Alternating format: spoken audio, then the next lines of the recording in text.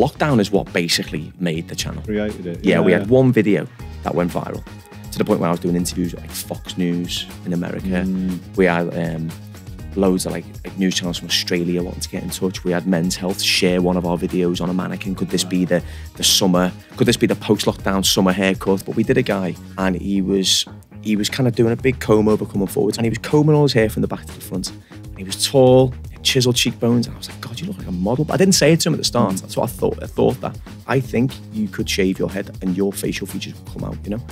I said, let's just put some fibres through the top and give you a crop. And I swear to God, it looked amazing. He was crying outside. Yeah. He cried outside. And it was the most, honestly, to this day, I'll never forget that interaction. And that's what I think. You don't realise how important a haircut is to somebody. Someone said to me about skin fade is a bit like skinny jeans. There was a point where everyone wore them, and there's a point at over 35 that you shouldn't. Yeah, I've been there. Welcome to The Noble Barber. This is a podcast for barbers by barbers, cutting through the crap of the industry. We all want to know how our businesses can run better. I want to talk to people who've done it, messed it up and got it right second time round, and can tell us the way that you and I can make our businesses better. Hi there. Welcome to another episode of The Noble Barber. I'm here with Dan Gregory. Hi, Dan. Hello, mate. How are Thank you very much for coming in, mate. You're welcome. I guess really it'd be better that you do your bio because there's too much for me to. I'm not going to start. All right, I'll have to try and be American now. I'd really like it to start with just to hear about your journey, your background to where we are now, and obviously we'll talk more about where you are now. Yeah, of course. Yeah, and I might pick up on any other bits and pieces as we go. Yeah, sure. But how did you get into the industry? Give us a little quick run through. So I got into the industry by accident. I was offered a Saturday job in my local barbers, and I was just brushing the floor, gowning everyone up, you know, making cups of tea, cups of coffee, and I was doing it. The boss, his name's Ian Harold, I'm sure you know who he is.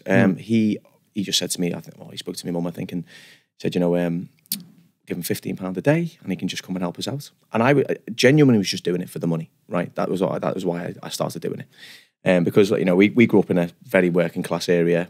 No, we weren't really getting like pocket money and stuff. We just get what we needed, and that was kind of it. So none of us had money to spend on the weekends and stuff. So I was rich, 15 quid. You know what I mean? That was a week. You know what I mean? £15 a week. Exactly. And I've done one of them as well. And yeah, I just went along on the Saturday. Yeah. He dropped all his uniform off. He kitted me out. You know, a shirt and tie, very smart like uniform and stuff. And went in there, and to be honest, I just loved it from day one. I was, you know, there was a couple of lads in there a bit older than me, and there's one lad called Dean who was like, you know, he went to my school, and he was just a bit of a jacked lad kind of thing, but like he was like, you know, everyone would come in, and he was a bit like a little celeb in there as well, you know. And but it was just the camaraderie, the social aspect of it. It was great. So then Ian, I worked there for about a year, I think, done the half terms, all that, and then he offered me the apprenticeship, and I obviously took it because the thing was with me with school, I'm not academic at all. I've never claimed to be. I never will be. I'm a creative. Now there's a term for it. I'm a creative. Right? I'm not just a dunce. You know what I mean? Yeah. And when Ian was talking to me, and I went and got a haircut from when he offered me the Saturday position, he was asking me what I'm going to do when I leave school. And I just said I don't know. And I asked him what GCSEs did you get to do this job? And he said none. And I'm pretty sure he saw my eyes light up and my ears prick up, and I was like, well, I'm not. I thought I'd be like an electrical engineer, but I didn't even know what that was. It just sounded good. You know? So then obviously took the apprenticeship, and I think I'd subconsciously been watching during that time because Dean and Dave and Mike, who were the sort of founding guys there, alongside Ian, but Ian was always way too busy. I'd just stand and chat to the barbers and get kind of in the mix with the clientele. But I think I was watching as well, subconsciously, because I started in the July. I left school on the Thursday, started on the Monday.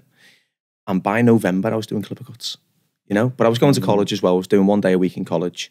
And by the time I was coming to the end of college, I was basically teaching the classes on how to do fading and how to do scissor work. Because Ian, the way Ian trained, Ian is a teacher as well. He's a qualified teacher. But the way he taught his staff, it was like, you weren't allowed thinning scissors until you could cut hair.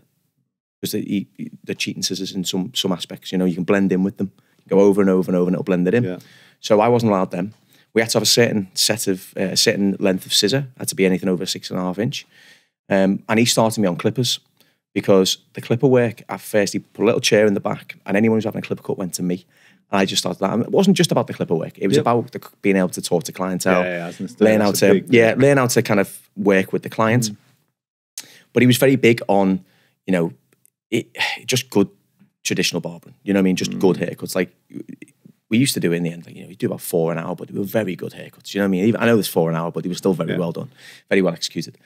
And then I worked there for about, I think, 2 or 3 years, done my college exams, got my MVQ level 1 and 2. And then I moved, I fancied working with a few younger lads of my mates as well, who I went to college with. So I went to a space in town, a very creative space. And this was at the point when barbering was very much like, oh, you go to a barber's, only get a short back and sides. I went to a place that was like, it had For Him next to it. So it was around 2005, 2006 when Beckham started getting the blonde mohawks and, you know, like all that was coming in. And I wanted to kind of go down that route of doing that. So I joined this place in town and we would, I never forget that I was a stylist. I went from barber to stylist, right?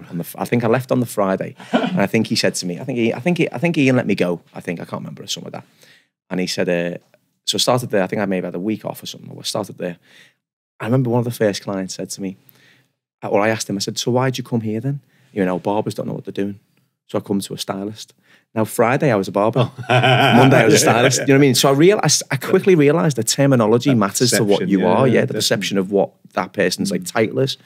So I became a stylist. And then I was working there and it was very creative. We were doing colour. I learned to do a bit of colour. I didn't go on a course. I just learned from some of the girls who were working there. And the haircuts we were doing, like, were just, you know, they were all creative haircuts. They were like when the mullets came in and when the V cut was in and the shaved out fringe and everything. It was just all, everything I'd learned kind of went out the window in a sense. But I was still doing what I was, you know, what I'd been taught traditionally, I was just like implementing into something a bit more creative. So clipper over comb was still getting used. Lineups were still getting done. You know, texturizing was still getting done. And then I worked there for a few years, and then went and worked in a place that was a bit more of a smaller suburb in Liverpool still. That was a bit more, we kind of based it on, ironically, the place I ended up working in London. It was called The Refinery. I ended up working in, but this was kind of based on that. So we were trying to offer services like, you know, manicures and things like that. Yeah. But it was a bit more of a, we want to say, I don't want to say upmarket, but it was a bit more of a luxurious setting, should we say. It wasn't a fast-paced DJ in the space, you know, like big, long room with backwashers in. This was like very much a more personal luxury kind of space.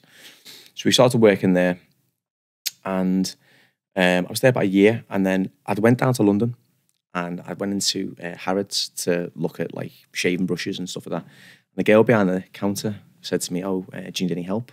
I said, oh, no, I'm a barber. She said, oh, really? Where'd you work? So I told her. And I said, yeah, I've got my MySpace page if you want to look at that. Because that's when MySpace was the social media right at the day. And I looked at them and showed them my MySpace page. And then literally while I was still in London, Deborah, who was the manager of the refinery, she managed the Mayfair one. She rang the shop and my mate Jay answered. And he said, oh, no, he's not here. And Jay called me. He said, hey, lad, some posh bears just rang you from London. I was like, what? So I called her back. And she said, hi, Dan, it's Deborah girl from the refinery. Would like to know if you want to come down and interview. We've seen your stuff. It looks good. I was like, yeah, sure. So went down, done the trade test, and she offered me the job on the spot. So I went back, told my boss, spoke to them. I was very open about it. I said, look, you know, I've been offered a job in Mayfair. Couldn't really turn it down. No. It was like a double amount pay rise.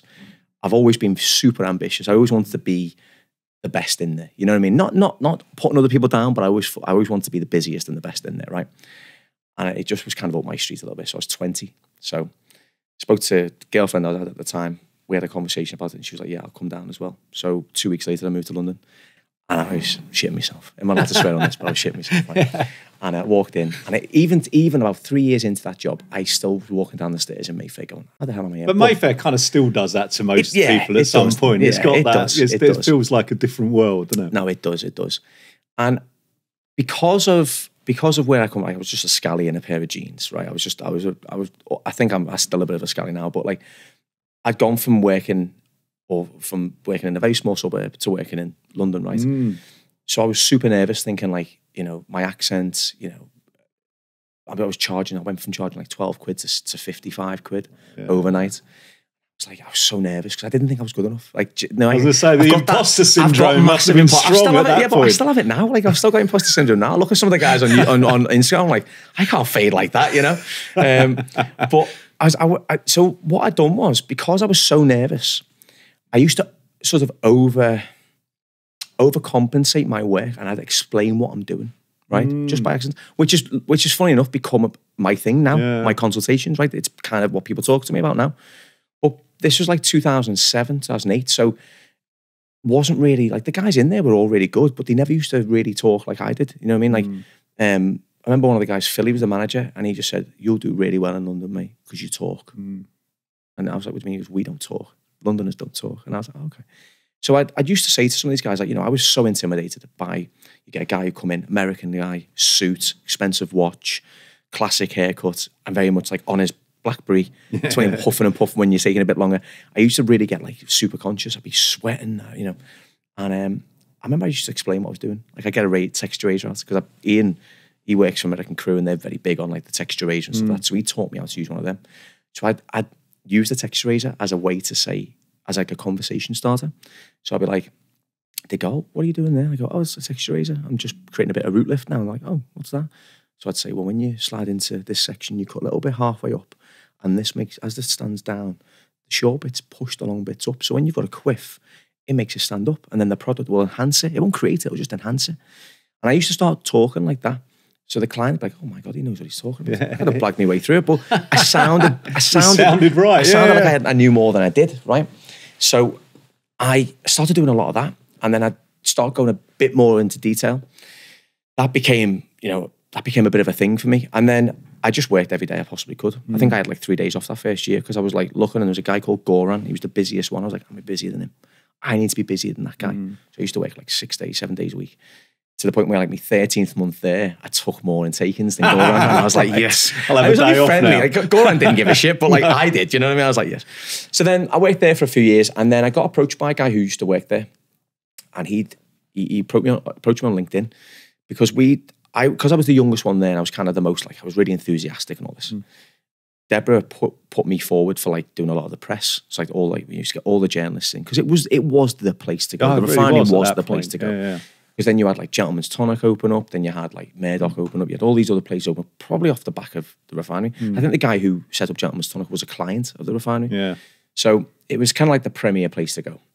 So she put me in front of like GQ, Men's Health, all them lot, and then I'd start getting put in front of celebrities. So any celebs came in, like, you know, we had like One Direction come in, they'd put me to do like Harry Styles hair or whatever, you know. And from the back of that, I was getting a lot of press. So there's a guy who approached me to come and help him open up in a 5-star hotel in the St. Pancras Renaissance Hotel. And he approached me on LinkedIn and said, "Hey, Dan, we seem to be in the same magazines together. It'd be good to have a coffee." And I was freelance at this point. I'd gone from being, because I'd basically built my clientele up, I went freelance because I felt it was just easier for me to manage what I was doing. So he approached me, met up with him, had a coffee with him, and he offered me a ridiculously good salary. And he offered me a bonus incentive or bonus scheme without any incentive, which I thought was, looking back, was absolutely stupid. But you know, don't argue with it. Don't argue with it. So I spoke to my auntie and I said, "Look, I'm going from Mayfair to King's Cross." And she was like, "Oh." I said, "But the salary is this, you wouldn't take it." So even if it doesn't work out, take the money. You know what I mean? I was like, all right. But luckily enough, I'd lost about 10 clients. They all followed me over there because what I'd done was I lowered my price to the price of a taxi. So I lowered my price down from 60 to 45 because it was 15 quid in the cab. So I was like, you know, that's what I'd done. So I'd done that as like an introductory price. Got them over, and then we built on that. And because Carmelo, the guy's name is, he was so big in GQ. Like he knew Bill Prince, who was the editor of GQ. He knew everybody. So he, again, pushed the press. So I was like his little right-hand man. So I've done a lot of stuff with that. Then we brought over Miguel, who's the Nomad Barber. He came and joined us at the start as well. And we just kind of built it up from basically Carmelo's influence, and then obviously he pushed us a little bit more, and then we built it up to something. And that come to a sudden end, shall we say, unfortunately. And that sudden end pushed Miguel to go and do the Nomad Barber and pushed me to open up my own salon. So I opened up a men's grooming salon in Marylebone off the back of that. The good thing about that was I was very lucky because the shop shut down. So I had all my clients. Didn't have to fight for exclusivity and no working thing and all that. So I went and worked in a mate's salon in Soho for about 9 months whilst we got the shop open. And I opened that. And then I had that for about 5 years and loved it. But I hated being a business owner. Hated being a manager. I'm a terrible manager. I'm awful. I've got no patience. I expect that if I can do it, you can do it. And it's a terrible thing. Like being a manager is a skill. That's why I think it's a uni degree, isn't it? So I was like, I was not a good manager. I'm pretty sure if there's any old staff watching this, they'll probably agree. I was a terrible manager. But I tried to push everybody to be good, right? And that point then, it made me realise what I didn't want to do. I didn't want to do all the managing of the staff. I didn't want to do the backroom stuff. I didn't want to do the payroll. I didn't want to do any of that. And then 5 years in, we got told the rent was going up. And it was already expensive. Marylebone was never a cheap area. No. Well, we went in, it was 25 grand originally a year, then plus business rates. But we went in at the higher level. So we kind of set the precedent for everywhere else. Everyone else. And it was 45 grand a year. But because the shop was closing down, I could see all the reports. So I knew I was bringing in like 150 grand for the shop, right, roughly. So I was like, well, I can afford 45 grand. So if I can just afford it off my clients, if I have three chairs in there, everything else is profit, right? So we got in, it's 45 grand a year. Theresa May came in, put the rates right up, went from like 7 grand a year to like 16 grand a year by the end of it. And it was just not viable. It was just not viable. So the rent was going to about 80 grand a year. I was like, no, do you know what? I can't do this. But at that time, though, I built so many clients. Like, I worked with a lot of I'd worked with a load of different celebrities. I worked with a lot of like the royal families of like the Middle East and stuff. So I kind of gained my own thing. I'd kind of built my own business within that shop, essentially, by accident, just by having the shop. So then a client of mine introduced me to a lady called Lacey Hunter Felton, who owns the Hunter Collective in Farringdon. And they've got a couple of locations now. But I rang her up and I just said, look, my shop's closing down. I need a space to run my shop.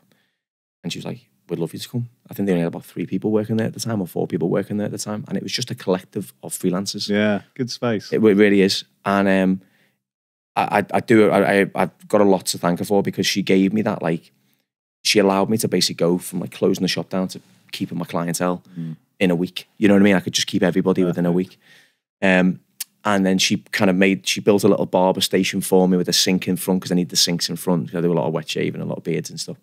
And I do a lot of shampooing myself. I shampoo everybody, so I do it all myself. Yep. And I went along and I joined there. But because I went freelance, I took away about 80% of my overheads. So I lowered my day down. So I kept my prices as they were. And I lowered everything else down. So I'd done 3 days a week, Thursday, Friday, Saturday. At that point, I was living in London full time. My wife, we had 2 boys at the time. Found out we were having our daughter that year as well. So all kind of fitted in. Perfect. So I moved back to Liverpool. And then I just came down and commuted down, because it made sense. My train fare was like 80 or 90 quid. My hotel was £150. But I'd lowered all the overheads. So I was like, right, I can afford this. And then I worked there for 4 years. And during that time, I met the guys from Regal Gentleman, who is the YouTube channel that we've got. And that was kind of, that started out as just, see, it still is. But to me, it was just doing hair tutorials to other hair professionals. It was never meant to be what it is now. And we did a haircut. I think it was the first year I worked in Hunter Collective, actually. It was in November of that year. Lima got in touch and I was like, yeah, I'll do it, you know.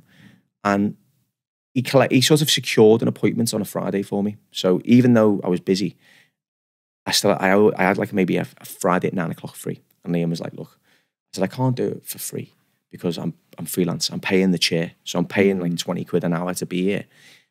I need you to, you've just covered that. And he said, well, look, we'll just book an appointment in.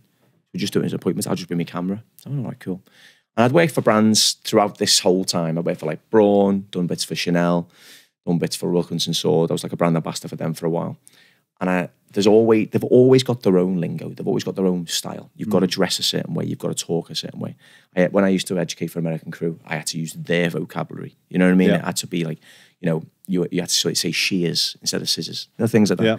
I remember saying to Liam, I said, look, mate, can I just be me? Like, I don't want to do the whole suit and all this. He went, no, Dan, he said, we want you to just do you. I'm just going to stand there and film you. I was like, all right, cool. So I was like, we did our first video and it hit like 25,000 views in a week or something mad like that. And he was like, can we do another one? I was like, yeah, okay. So then he ended up, the way I looked at it was that it's fun. I love educating. It was a bit of an ego thing for me at the start, because it was like, I felt like I was kind of like, I felt like there was a lot of people who were in the industry and they were good. They were always running up in the men's hairdresser awards. They were always winning awards. And so I was thinking, why aren't I that guy? I know what I'm doing. Like, I know I can cut hair, but why have I got no recognition? Like, why does nobody know what I can do? And that was the reason why I said yes to Rigo Gentleman, because I wanted to be like, I just wanted one barber who I look up to go, God, you're all right, aren't you? Yeah. That's all I wanted. Yeah. And it was fun. I love educating. And it was, I could do it my way, which was nice. I didn't have to do it someone else's way. So when was this? When was the first one? 2018. Oh, 2018. Wow. And on the back of that video, because it'd done so well, Liam said, look, can we just book one every week? I was like, yeah. And that was my Friday night sorted. That was my guaranteed income on a Friday night at 9 o'clock, done. And that was one of the reasons why I did it as well. It was like, well, I've got a guaranteed client every Friday night. And then on the back of that, we did that until obviously lockdown came. And as I'm sure every other barber and hairdresser, we were absolutely ruined. Yeah. And that was kind of what kept me going through lockdown, was that, you know, we didn't bank any videos because we didn't expect it to happen. So it was just like mannequin heads doing haircuts in the garden. I mean, 2 hours in the garden, the poor kids were stuck in it was dead nice. Poor kids were stuck in the living room. I got to like bang on the window crying. I had mannequins everywhere. And lockdown is what basically made the channel. Created it. Yeah, we had one video that went viral to the point where I was doing interviews with like Fox News in America. We had loads of like news channels from Australia wanting to get in touch. We had Men's Health share one of our videos on a mannequin. Could this be the summer? Could this be the post-lockdown summer haircut? It was like we did a haircut of Chris Hemsworth in Extraction, and we had loads of traffic coming from Men's Health, US, UK. I was like, what the hell? And this video had just gone like 250,000 views in a day or something mad like that. But this one video, it was a scissor cut video, and that hit like 3 million views in about 2 weeks. Off the back of nothing, right? It was at like 12,000 views.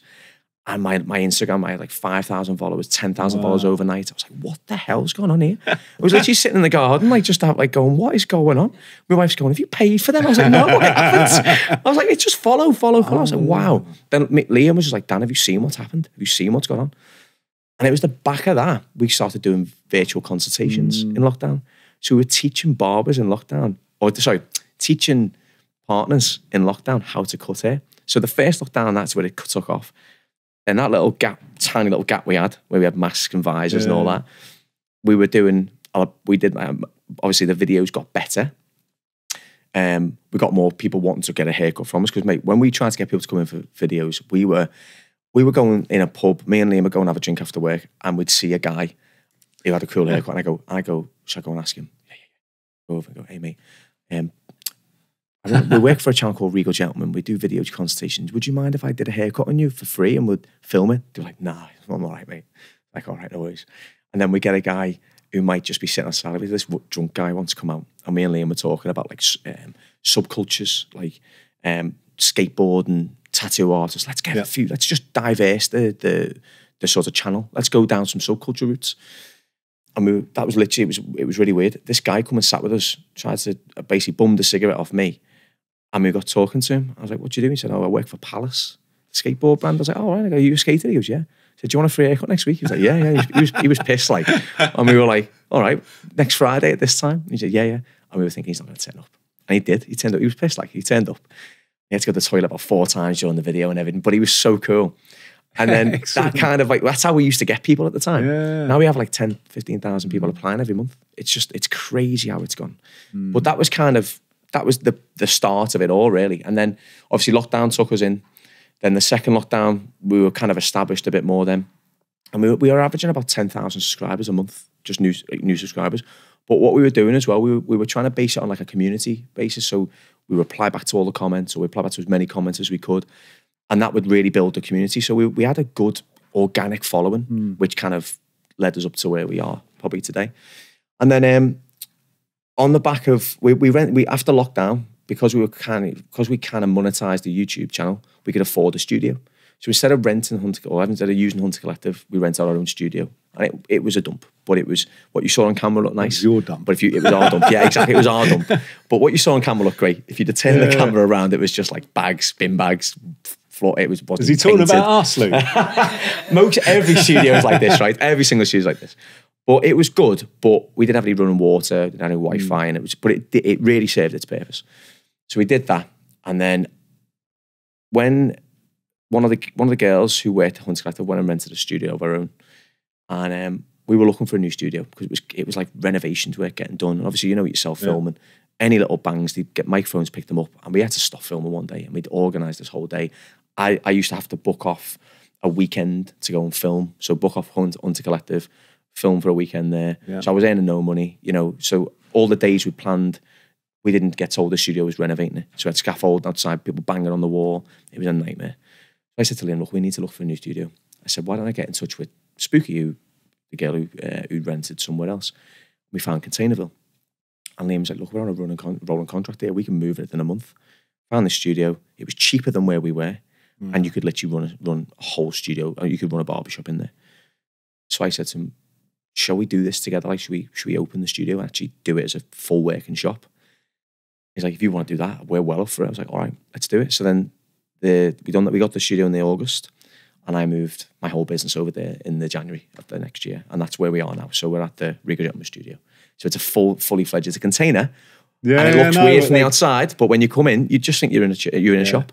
It's amazing. Yeah, no, so that's what we do now. Spaces. Yeah. So sorry for that long-winded intro, but that's that was basically fantastic. That was fantastic. In a nutshell, that's where we are. You know, you're absolutely proof that you make your own luck by working really bloody hard at making your own luck. Yeah, you do, mate. There's no such thing as lady luck. Well, I mean, I came across you with the channel, and the thing that and the reason I wanted to speak to you is you're really selling yourself across with all your expertise, and I loved that. I mean, there's so many videos out there. There's so many people doing haircuts, showing haircuts, and lots of good stuff. Lots of stuff that I'm not such a fan of, if I'm really honest. I love how the professionalism of yours comes across, and the skill that we are possessing. You know, every barbershop I go into, there's beautiful, beautiful haircuts going out there.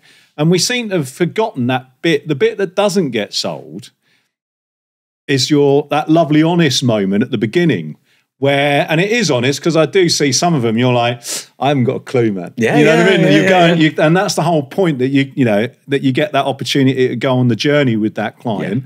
Some of who genuinely look unhappy about it. I mean, there's guys with very long hair who are kind of dealing with a bit of recedence. And they're terrified of what you're going to do. Yeah, they are. And I think that's what happens to us on a daily basis.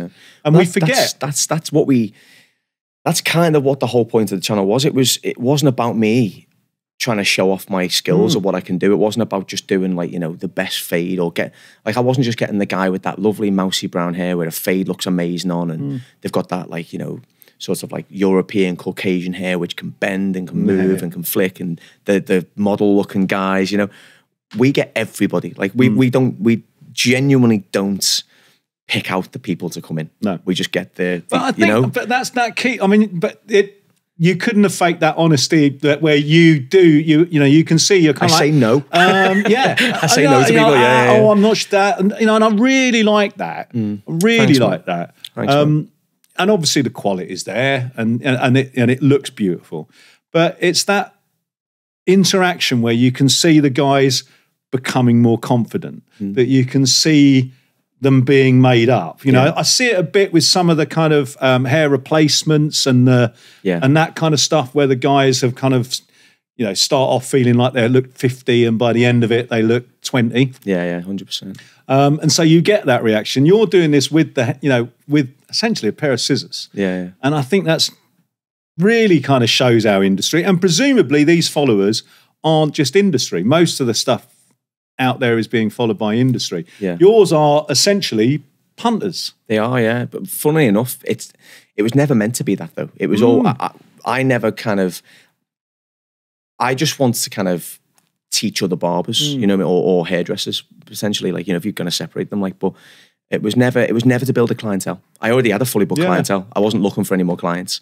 I was doing it just because I love educating. I wanted to kind of showcase what I can do, and hopefully I always try and have an approach that the way I talk and the way I educate people is like I'm educating the person who doesn't know what they're doing, who's never picked up a pair of scissors. Like I talk to the client the way I would do to someone who's been doing it 20 years. Because I don't think you need to kind of use big words in cutting hair. I think you can use normal words. You don't need to, I don't think you need to use like facial ridge or things like that. I don't believe you need to. I think you can just, it's like a sort of how-to for dummies in a sense, you know what I mean?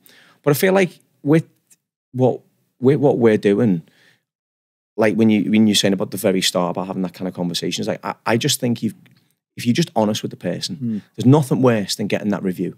Because I get clients coming in the chair and they go like, oh yeah, I went into this X, Y, and Z place and they said, you know, they done my hair and it looked amazing when I left, but the next day I couldn't do nothing with it. And I never want to be that guy who they go, oh, Dan blow dry. Like I don't expect the guy to have 20 minutes in the morning to know how to use a round brush, to know how to use a hairdryer, to know how to use a base product, to know how to use a finishing product, to know how to blow dry his hair this way and that way to get rid of a cow's lick or whatever. I expect everyone to be like me. Yeah. I have about 30 seconds in the morning after I've put the kids in the bath, got the uniform ready, helped my wife with the packed lunch, done whatever. I just treat everyone like it's me. Yeah. And I know that they need a haircut that's going to be a realistic haircut. Now, like you were saying, like some of the videos online, and there's industry people who I look up to, but in no way in hell are the finished looks going to be achieved every day. No. And I've never been that type of person who I know. But, you know, from your point of view, I mean, hey, it's great. I'm really not knocking. You look at some of the technical work being shown, and to be able to kind of pick up your phone and watch something like that is inspiring. Yeah, 100%. Yeah. You know, from yours, like you say, you're getting what, 15,000 emails for people wanting to get you cut your hair. How many are you actually doing? Over the court, well, we do 6 or 7 a day. Right, so there's an awful lot that ain't getting a haircut. No. And so, but what you are doing is kind of, you know, you're pushing guys into getting other barbers to do this, and you know, you are providing punters who are starting to think about what they're having done, and hopefully making barbers think, actually, if I approach what these problems are, you know, because the haircuts, like I say, the haircuts are lovely, but you're not changing the world, you're not reinventing the wheel. No. But you are giving that look to that guy, and you can see it on them. And obviously they're in front of a camera, so it's magnified. Yeah. But you can see them, they kind of go, yeah, I look pretty good, don't I? And that's why I went into it. You know, I went into cutting hair. You know, I wandered into the salon. I trained in a salon in Knightsbridge, and everyone leaving, I was like, oh my God, they're all so gorgeous. Yeah. And I just wanted to be part of that. Yeah, definitely. And to see that caught on video, that was when I wanted to get you up. Because I think what you're doing with that is bang on. Yeah. And it's the crux of our industry that you're giving that punter a haircut. Yeah. And that's essentially that's what all of us were selling. We're giving that a haircut, but in amongst that, there's all the kind of emotional, you know, and you do, you know, it's quite raw, some of it, about these guys that are losing their hair or feeling their feeling or whatever's going on. 100%. That all of that is being dispelled during the haircut, which is what we're all doing, and we kind of forget the brilliant bit of that. Yeah. And the fact that you're getting this round of applause constantly because of that. Is what we should be doing to us as well, you know. And I think 100%. That's what the job. I mean, do you remember back in the day when we were classed as the happiest profession? The reason for that was because, well, I think it was because you're doing a job that is artistic, that you can really showcase your own personality into. You're building a friendship with somebody, and the person's leaving happy because a smile is infectious, right? And a person smiles, and then they pay you for it. So you're being paid to make someone happy, which then makes you happy. And you can't hate the job, can you? You know what I mean? All right, we have our good days and bad days, but in reality, what you're seeing on the on the camera, like sometimes though, you know, the guys are so shy, they don't even want to. We had a guy. I don't know if you saw the video, right? But we did a guy, and he was kind of doing a big comb over coming forwards. It was one of the first videos we did in the Talk and Hair Loss series, and he was combing all his hair from the back to the front. And he was tall, he had chiseled cheekbones, and I was like, God, you look like a model. But I didn't say it to him at the start. That's what I thought. I thought that. And when he sat down, and he was so like, you could see the way he was so like closed, and he was feeling like a shell, you know? He was dead nervous, and obviously the camera doesn't help. But it's only Liam with the camera. It's not like this setup, you know what I mean? We just have Liam with the camera. That's it. So it wasn't like a big setup of a studio. And he was sitting down, and he was like really scared and that. And I just said to him, my God, like you look like a model.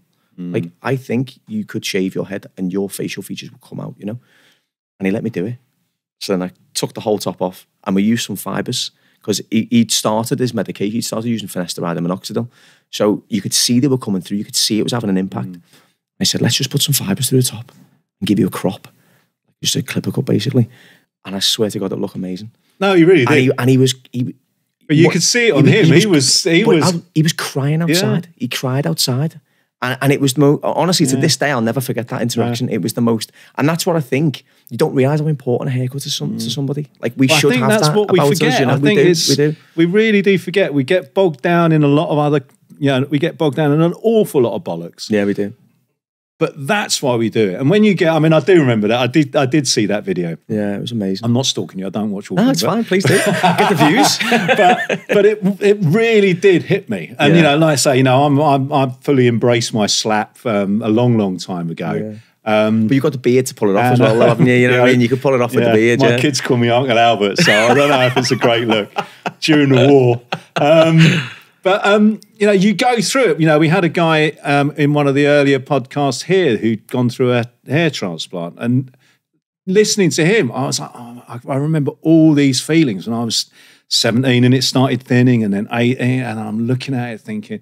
And so when I watched that guy who was, early 20s or something? Yeah, he was, 19 or something. You just looked at him and I felt all that pain and all that kind of agony. And like I say, it wasn't, he shaved his head. You ran a clipper over it, but it was getting him there that made the difference. And that's what I really wanted to kind of reinforce with our industry, that we're selling haircuts. We're not just whacking it off. We're not doing that. That extra bit of time of just chatting. Yeah, definitely. Do you think it's the pace of do you think why that doesn't exist anymore is because of how fast paced it is now? Because you've got so many barbershops opened up, there's so much competition. Do you think the time of a consultation, like it can only be it could just be 5 minutes. You could just, if you know how to consult with somebody and you know what questions to ask, it doesn't have to be 15 minutes, it can be 5. Do you think it's because of the competition around now? Because if you go down the high street, you'll see 6 or 7 barbershops now. Do you think it's about the numbers now? Do you think it's a numbers game over a quantity over quality now? Do you think in some ways? I honestly think it's something we've forgotten, and it may have been forgotten because of the time constraints, or because you don't want to get, or because. But I really hope we can. I'm not saying that me and you here are going to solve that. No, but I just think just remembering that you're an expert and that's what you're selling. Yeah. Is really important. And if anyone changes their way of approaching it tomorrow because of your video or from listening to our chat, it's really important. And I think that will change your business. Definitely. By stopping and just remembering that you have to go. And if you're not great at consultation, then learn it. Yeah. Reach out there, and just stop and learn how to consult. 100%. Remembering what a face shape does, remembering where height goes, remembering all these bits, and there's so many pamphlets out there. It's not brain surgery. It's not a big thing to learn, but it's just recognizing that that's our skill, and that's what people will wait for. Email 15,000 times, and that's what they're coming for. Not because GQ made you barber of the year. Oh God, no. It's people come to the conversation. Come for that. You know what I mean? And I think that's the thing that I think we need to start remembering and selling. The sad thing about it though is that's my USP, but it shouldn't be a USP, should it? It should be standard. It should be a standard thing that we all do, which is weird because people do. I do virtual consultations on Zoom now. And people just ask me what suits their face shape and head shape. Yeah, which I'm so shocked because like so many guys I used to work with, I learned it off them, as well. So it's mad how that has become a USP when it was always just something part of what I did. Well, I mean, I cut ladies as well as men. I cut both, and the amount of new guys I meet who are just about to get married, whose wives kind of go, please.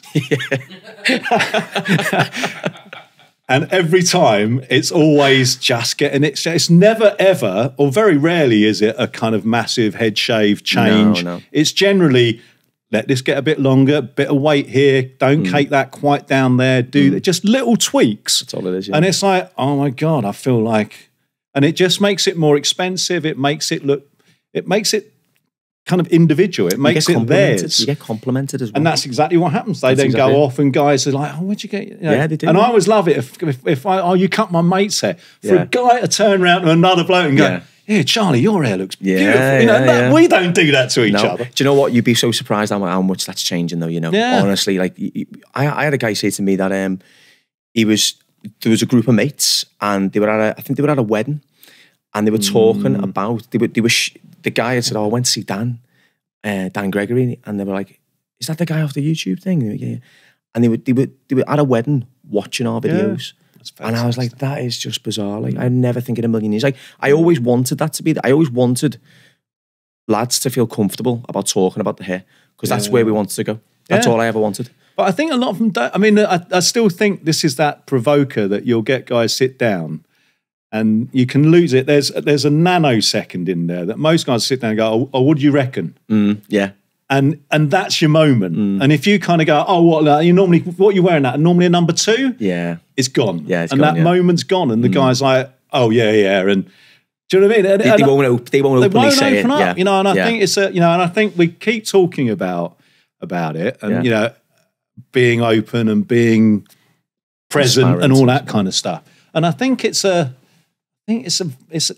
of that. Yeah. And that was why when I kind of started watching bits of yours and I knew I was doing this, it's kind of floating around me that I'm like, it's just this consultation. How do you make people recognise how important that consultation is? Yeah, 100%. Yeah, definitely. And it's 15,000 emails. That's the I know. That's the proof in the pudding, really, isn't it? It's crazy, yeah. And it doesn't take a lot. It really doesn't. It's just. I think the main thing is just be honest with them. Just be honest with the guy. Just say, look, you know, this won't work. It's like fading. You know, obviously, you know, most of the time, I'd say nearly every new client who comes to me, all has that shaved up to one bit, overhang, basically a side part. Everyone comes to me with a side part, and then most of them want a skin fade or whatever, or they want to branch away because it's weird how like I've become a niche for like medium long to long hair, which I find really strange because it must be a trend. If I've got a bit of a niche, but a lot of guys will come to me to kind of step away from the fades and do this, and they'll go like, "I want to know about like face shape and head shape," and this is like just everyday guy just sitting in the chair wanting to know. And I think another part of it though is that we haven't got a room full of other guys waiting for a haircut that they feel more confident to ask this. Because imagine if you're sitting down in a room full of other guys and you go, "Can you just tell me my face shape?" You'll get someone go. Yeah. You know what I mean? And I think that's like, I think if you've got that a little bit more privacy or a little bit more, maybe if you do just run by appointments or whatever, I don't know, I think that will help. But I think I've got maybe have I got a certain type of client who comes to me now? I don't know. Is it something that we can introduce to everywhere? There's a huge, I mean, the factor is, there's loads of them, mate. Yeah. Do you know what I mean? It's not like, oh, we do 6 haircuts, or you know, in a film when we do 6, and sometimes we got 7 or 8. Yeah. It's true. You know, what it shows is that there really is a call for it. And someone said to me about skin fade is a bit like skinny jeans. There was a point where everyone wore them, and there's a point at over 35 that you shouldn't. Yeah, I've been there. And do you know what I mean? And I think, I think there's a point where you go, "I look banging," and then there's a couple of minutes later, you're like, "Yeah, maybe I don't." I do. Yeah, I think I used to be a skin fade guy, but I'm 37 now, and I feel like I do talk about this as well. I do say to guys, you know, an age-appropriate haircut does make a big difference. Because if you're walking around, if you're like say 45 and you've got a skin fade and whatever else, it does suit some people. But some people it doesn't. Yeah. And I think maybe I've just got the confidence just to say no to somebody. Yeah. Not out of ego, just because I know it won't work, because of experience. You know, like I know a skin fade is going to look too harsh on you now, or I know a certain haircut, not just a skin fade, but a certain haircut's going to look harsh. I think just having that complete transparency and honesty with the clients is what some people don't want to do, because I think they're scared to lose the clients. And I'm not saying I'm not scared to lose clients, because I am. But I feel like people respect you more when you are honest with them. You know what I mean? I feel it does. Yeah, I think people will go, "Do you know what? Most of the time they'll turn around and say, "Well, you're the expert, you do it." And then you just do whatever you want then. So it makes your job even happier, because you just completely do whatever you want, which makes, I think if you're doing that every day, it's even more fun, isn't it? I mean, now you're doing it more. Are you finding it, are you more confident? Because I mean, you know every one of them, you know, I mean, you know, not wishing to use the phrase, but you're the makeover guy. Yeah, I am. Yeah, these guys have I'll be on Lorraine soon. Oh, mate. But you know what I mean? So they've come along with that in mind. So that must be a pressure now that pressure to perform, if you like. It is a bit, I always say to people, like, I always think about the expectation versus reality. Because all I can do is take hair off. That's all my job is. I just remove hair, right? No matter what it is. And I do say to guys, some guys come in and say, well, I thought I'd come to you and just let you do it. And I'm like, no, it doesn't work like that. Because I don't know you. I've literally met you for 5 seconds. I can't just decide what works. Now, don't forget, sometimes you do have a client where you're like, I know what'll work on you. But 99% of the time, you don't. No. So that's why I say, look, no, right, I say, what we do in a consultation, we work together on this. We get the best. I want to know what you don't want, what you would like, ideal world scenarios. And I just say, look, your perception of what you're going to walk into, we need to look at the reality of what we can do, right? And I think that's where we'll get the best haircut for you. And I kind of just say, look, I don't try and keep their expectations up here. I try and bring them down to like here. Yeah. Not like down here, just to about here. Because then they're not expecting the world from me. Because some guys come in and they've got like a 3-week-old haircut and they say, I want something new. Yeah. And you've grown out from a skin fade for 3 weeks. I'm like, guys, I can't do There's anything. nothing there, yeah. Skip the haircut, please. Just skip a haircut if you can. Skip that. Just come into me 8 weeks time. Yeah. But yeah, it is pressured. It is. I do feel like 2 days working in the studio in London, it takes out of you. Because I'd probably say most of the clients, every single week are new clients. And it is tiring. Yeah, no, because new clients are tiring. a lot. Yeah, no, it really is. And again, they're coming in with this expectation. They bring the partners with them. Sometimes they'll bring the mums with them because the mum's a fan and they want to meet me. And I'm like, that's great, but it's a lot of pressure. And I've just got, and then the hour before that was someone else with their partner or someone else who's brought their kid who's a big fan who wants to be a barber. And it does it. I'm not saying, I'm not. I was you're not getting awful. There's not a dry eye in the house, not at all. No, I'm not looking for sympathy. It's just tiring. No, it is. It's exhausting after a while. But all I try and do is just like start again. Yeah. Every hour, start again, start again. Remember, these guys, some guys travel from Holland. I had a guy travel from Toronto last week. He was flying to Croatia and made a stop in London just to come and get a haircut. But that's, you got to think how important that is to people, it's crazy. But that's what I don't get. I mean, I do think that you have to, I have so many conversations. How many times, Luke, that we say, put your prices up? And if you put your prices up and add a bit more time to have that consultation, or add a service that involves, that makeover. Yeah, 100%. You just get, it's like the best way to get, if you're selling the same stuff to everyone, no one's going to recommend you. No one. It's like, no one's even going to notice if all your boys are out there in their skinny jeans and their skin fade.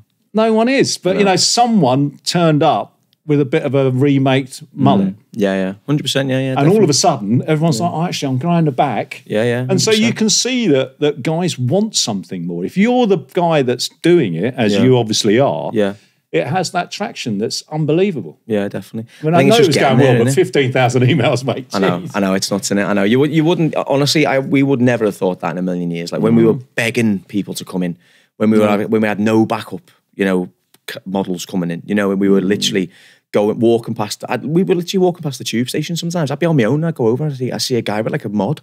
I go, I'd love to do a mod on the channel. And I'll go over and it's almost like you're selling the big issue to them. They kind of, I'm all right, thanks. I'd give to charity already. I'm like, no, I'm not looking, I'm not charity. I'm just asking if you'd like a free haircut. And then, whereas you see it nowadays online, you see loads of people offering free haircuts out. It's a much more normal thing now, but 5-6 years ago, it was a very different story. But it's amazing how you can kind of have that. Like people will come to you for that. It's an incredible feeling. No. It is the most incredible feeling knowing that people will travel very, very far just to get a haircut. And I think we forget how important haircuts are some days as well. Though there's days when we do sometimes forget how important that haircut is for that person, And I get it. You can't do it every day, all day. You are behind the chair. You are going to have regulars that you've we love the regulars. 6 weeks. If you're cutting someone else's 3-4 weeks later, they're not coming for a makeout. You're doing the same thing. But when you get that opportunity, when you get a guy that just sits down and goes, I don't know, what do you think? It's like, right, hang on a minute. Let's draw breath, or take a step back. Take a step back and kind of go, you know what? I think you should keep it a bit longer this time. Yeah, definitely. Yeah, 100%, and just start them on a new journey. Yeah, 100%. Yeah. Dan, thank you so much, You're mate. welcome, It's been mate. really, thank you really very much, mate. top No, to meet you. you too, mate. Thank you so much, Anthony. It was really a pleasure. Yeah, let's bring back the consultation. Bring it back, man. Let's bring it back. Thanks very much. Thank you. Thank you for watching this episode of The Noble Barber. If you liked it, please do like and subscribe. If you've got comments of what we should be doing in future, please give us your questions and we'll try and find an expert to talk to. Or if you're the expert and you want to come on here and help, stay in touch, we'll get you on. Come and join us on the sofa.